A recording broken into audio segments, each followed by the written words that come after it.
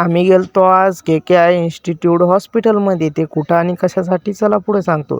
आम्ही लोहगावला चाललोच होतो, तर नाना पण लोहगावला चालले होते. नाना म्हणले तुम्हाला लोहगावपर्यंत सोडून देतो.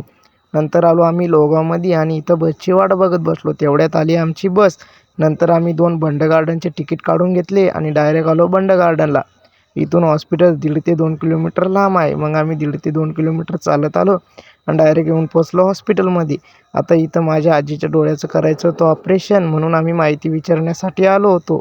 आम्ही माहिती वगैरे विचारली आणि डायरेक्ट निघालो येरवड्यामध्ये.